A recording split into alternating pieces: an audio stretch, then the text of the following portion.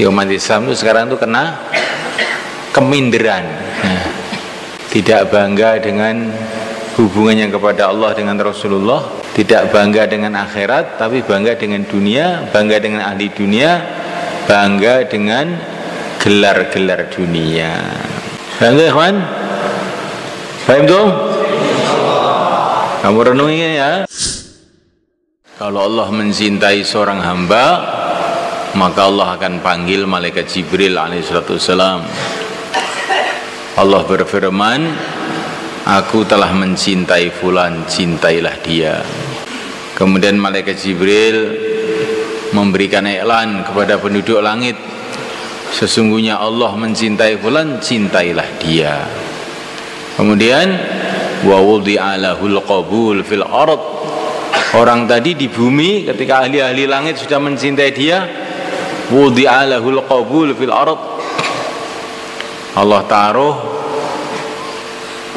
qabul di bumi juga. Maksudnya orang-orang bumi juga mencintai dia.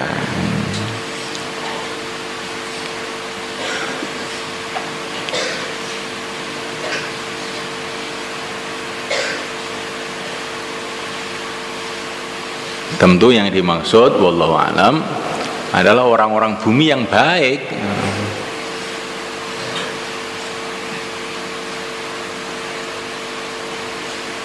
Al-arwahu junudun mujannadah.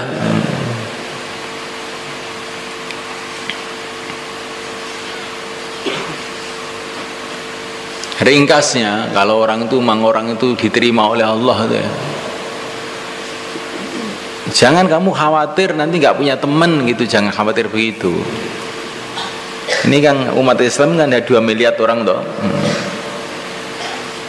Kalau kamu tuh betul-betul orang yang dicintai oleh Allah, nanti Allah SWT akan jadikan umat Islam, orang-orang yang hatinya itu baik itu akan senang dengan kamu.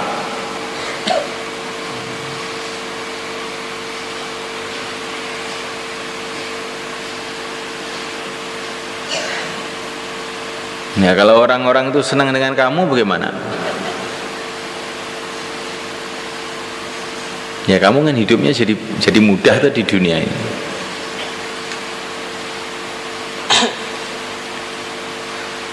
Jadi santri-santri itu harus punya pikiran seperti ini. Saya nanti kalau tidak punya ijazah S3, S dawat, nanti saya tidak bisa berjuang, Pak. Ini ada orang yang punya pikiran semacam ini. Walaupun sudah bertahun-tahun ngaji itu nggak tahu yang didengarkan apa itu.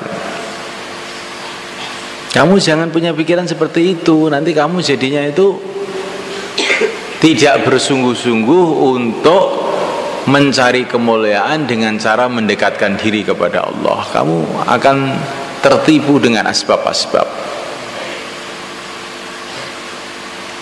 Kalau kamu itu betul-betul lurus imannya, lurus amalnya, sibuk dalam taat kepada Allah, nanti Allah akan sayang pada kamu, cinta pada kamu, ahli langit cinta pada kamu, maka orang-orang baik di bumi pun akan digerakkan oleh Allah membantu kamu.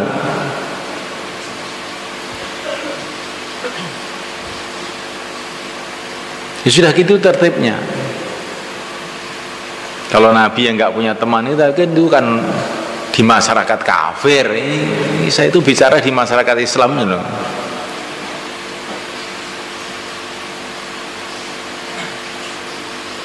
Kamu lihat para wali-wali Allah, orang-orang soleh yang sungguh-sungguh dalam amal agama itu nanti kan oleh Allah dijadikan mereka ini orang yang dicintai di mana saja. Sampai sudah mati pun masih dicintai, masih dikenang dan diingat. Siapa orang Jawa yang tidak kenal Wali Songo? Coba. Ini satu bukti nih. Dari 500 tahun yang lalu semua orang kenal. Orang-orang berziarah ke kuburnya, baca Fatihah untuk mereka. Loh, Mereka punya ijazah apa? Punya jabatan apa? Punya jabatan apa? Enggak punya jabatan apa-apa. Punya S3? Tidak.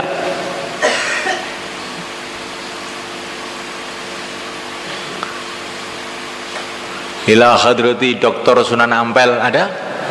Enggak ada. Enggak punya apa-apa.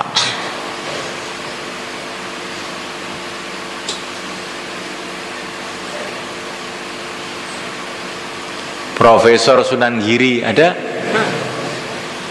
Nggak ada.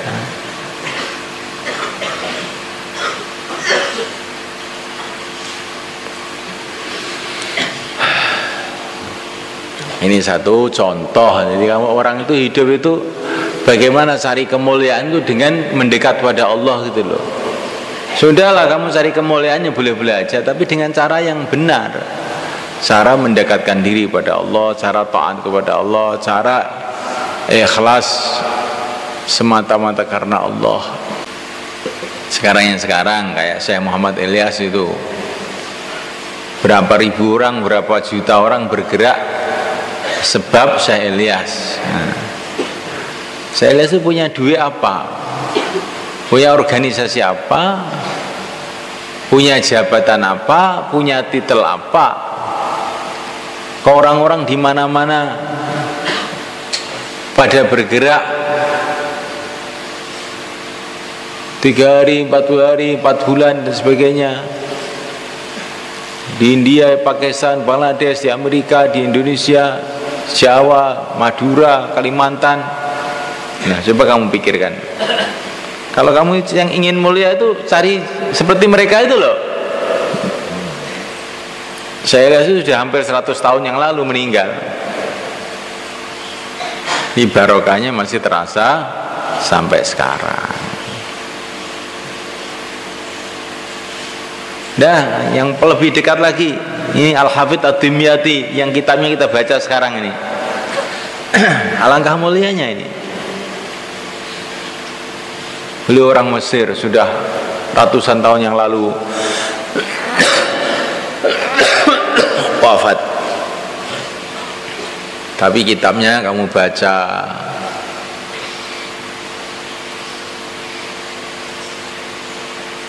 Ya, ini beliau ini ulama besar, hafidz hadis. Sekarang ini rawi-rawi hadis ini, Amr bin Himak, Tabrani dan sebagainya yang ini orang yang kamu tempatnya juga tidak tahu, sejarah hidupnya kamu tidak tahu kebanyakan. Tapi kita baca namanya, kita mendapatkan manfaat ruhani dari mereka, dan pasti mereka akan dapat pahala sebab kitabnya kita baca, ilmunya kita sampaikan. Ini lebih mulia apa gelar-gelar yang diberikan oleh orang-orang dunia itu? Mana lebih mulia? Ini yang lebih mulia.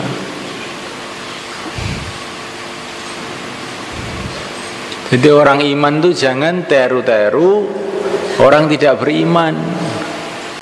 Orang tidak beriman itu adalah seperti binatang, bahkan lebih sesat. Inhum illa kal an'am bal hum adallu.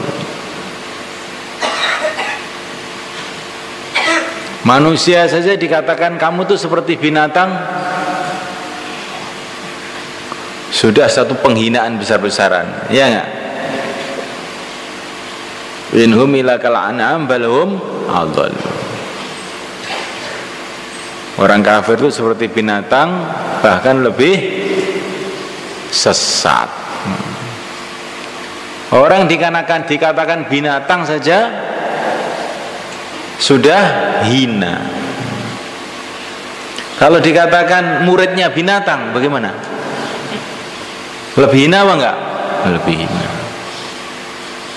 Dapat penghargaan dari binatang-binatang, gimana kira-kira? Orang itu dikatakan gurunya binatang saja itu sudah jelek. Ini gurunya tikus-tikus di kampung ini ya ini. Itu sudah jelek sekali yang gurunya tikus. Nah kalau muridnya tikus, Masya Allah, lebih jelek lagi.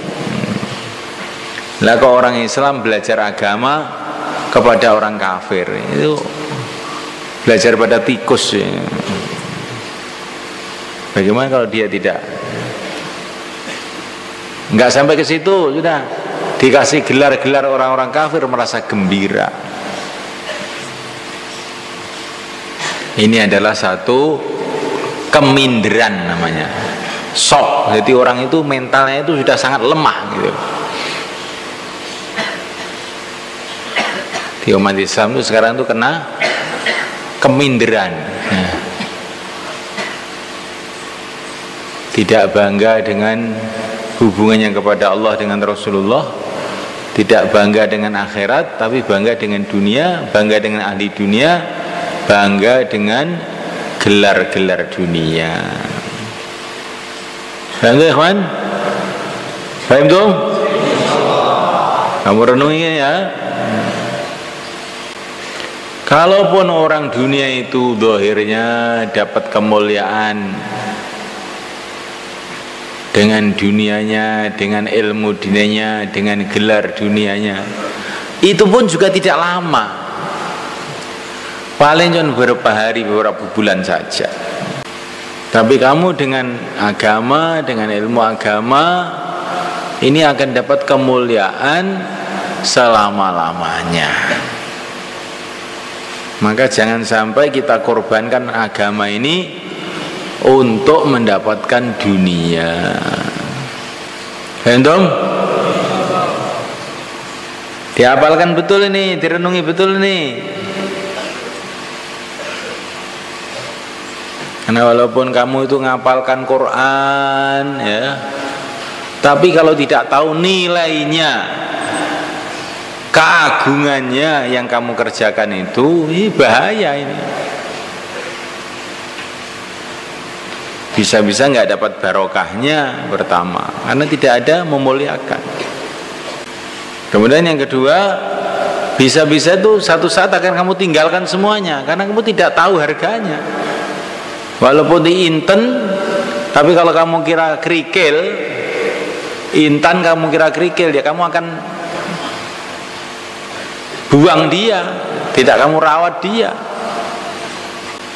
Maka kalau ada orang-orang ngapalin Quran, saya senang. Tapi yang lebih penting lagi, tahu harganya Quran itu sebelum ngapalin Quran. Kalau ngapalin Quran, belum tahu harganya Quran, belum tahu kehebatan Quran, belum tahu barokahnya Quran, maka bisa-bisa Quran nanti ditinggalkan, barokahnya nggak didapatkan. Atau bisa-bisa Quran itu akan digunakan untuk mencari dunia. Ngapalin Quran untuk supaya dapat duit, supaya dapat sanjungan, supaya dapat dunia. Lah Quran ini bisa untuk membeli 6.000 derajat di surga kok. Quran akan kamu gunakan untuk cari duit itu gimana?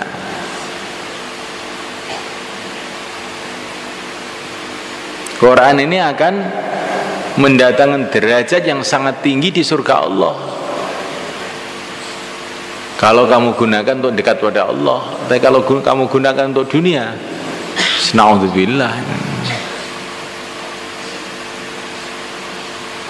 Ibaratnya kita ini punya uang, bisa untuk membeli istana, tapi malah kita belikan tempe, itu pun tempe busuk juga.